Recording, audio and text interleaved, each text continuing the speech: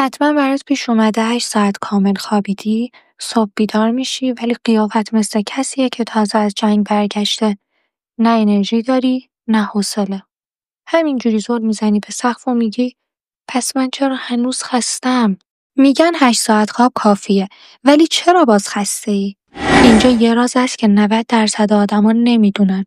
خواب فقط تعداد ساعت نیست، کیفیتشه. و اگه کیفیت درست نباشه کل روزت داغونه. کیفیت یعنی چی؟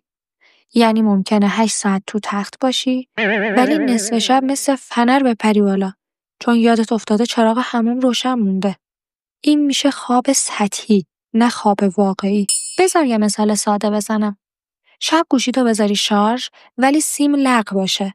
صبح میبینی فقط 15% شارژ شده. بدن ما هم همینه. خواب سطحی مساوی باتری نصفه. بعدش میرسیم به ساعت خواب نامنظم. یه شب 10 میخوابی، یه شب 3، یه شب اصلا نمیخوابی. خب معلومه بدن گیج میشه. صبح بیدار میشی انگار تازه از مهمونی برگشتی. بدن ما مثل بچه‌ست.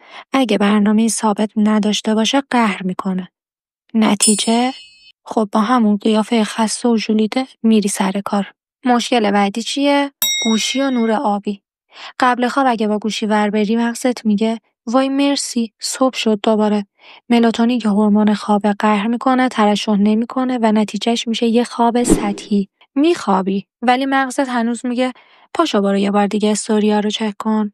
ساعت 2 نصف شبه ولی تو داری لایک مردمو میشماری. قاتل دیگه خواب چیزی نیست جز ذهن شلوغ. تو تختی ولی داری با خودت جلسه هیئت مدیره میذاری. فردا چی بپوشم؟ قسط عقب افتاد. امتحان چی میشه؟ نتیجه؟ خواب داری ولی مغزت تو حالت کاره. یه راه حل ساده. یه کاغذ بردار، همه فکرها رو بنویس. اینجوری مغزت میگه خب دیگه وظیفه‌مو انجام دادم و میذاره بری بخوابی. بعدش میرسیم به غذا و قهوه. اگه آخر شب یه دیس چلو کباب بخوری یا نسکافه بزنی، بدنت به جای خواب مشغول هضم و بیداری میشه. صبحم مثل جنازه از تخت میای بیرون. قهوه دشمن خواب نیست. مشکل اینه که کی میخوری. صبح خوبه بیدارت میکنه. شب بخوری بدنت میگه برو مهمونی، خواب واسه بچه‌هاست. کم تحرکی هم که قاتل اصلیه.